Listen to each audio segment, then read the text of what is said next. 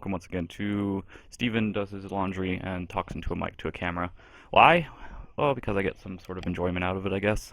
So today we're going to be talking about Rooster Teeth versus Jeff Gerstmann.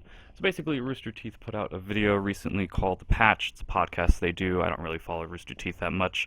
But on it, they had Gus Sorolla, Meg Turney, and Ryan Haywood, and they basically talked a lot about Fallout 4. Now, near the end of the video, they started talking about, well, Meg started talking about specifically, reviewers who give games low scores, and she accuses them of only doing it to be different, and also implies that they do it because they want to get clicks to get more views on their website. I mean, which they do reviews because, one, it's a fun critical thing to do that, you know, kind of satisfies your inner need to write almost for certain people, I'm sure. I do it because I enjoy writing about things. I'm sure they do it because they enjoy writing about it as well.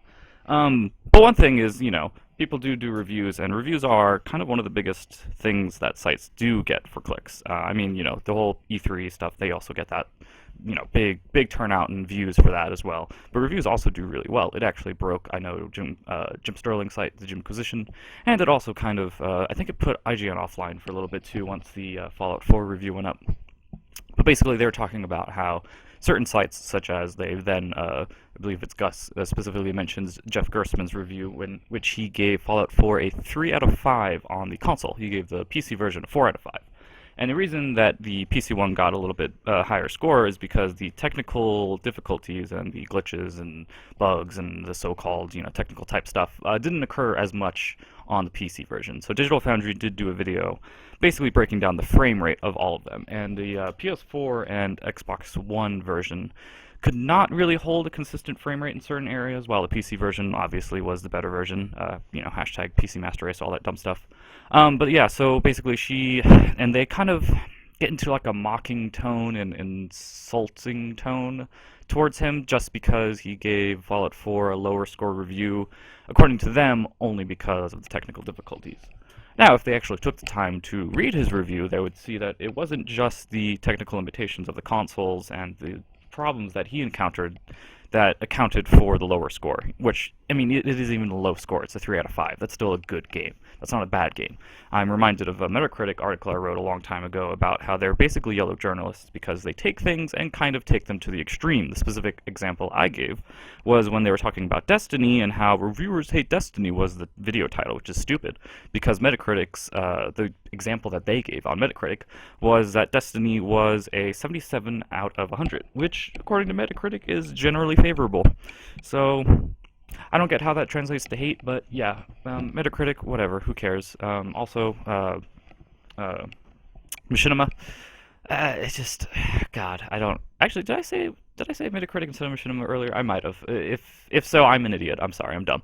But anyway, it doesn't hurt the point that they were basically talking out their asses when they were saying this. I mean, seriously, if a review has logical arguments, if it gives good examples, if it does have valid arguments for why the reviewer felt a certain way and therefore gave this game a certain number, I guess, that equates its quality, which, I mean, that's a whole other thing, is whole video scores, or not video scores, but video game scores. It's a dumb thing.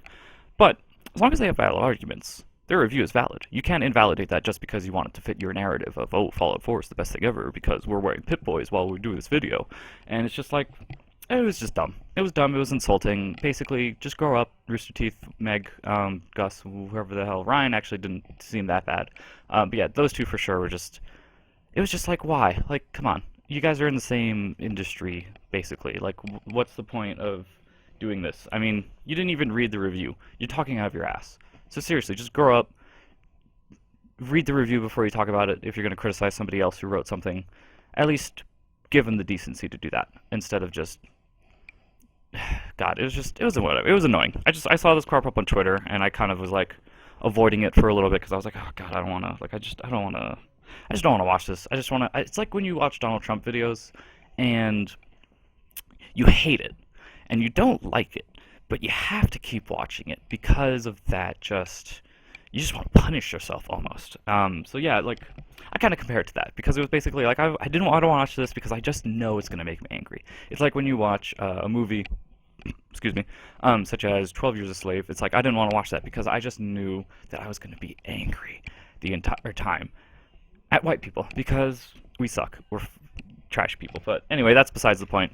Thank you for watching me ramble on about this dumb thing. I did it because I enjoy making videos and because the Tumblr post that I wrote using this as a subject actually performed pretty well. Well, by performed, I mean it got more likes than usual, which is like 2.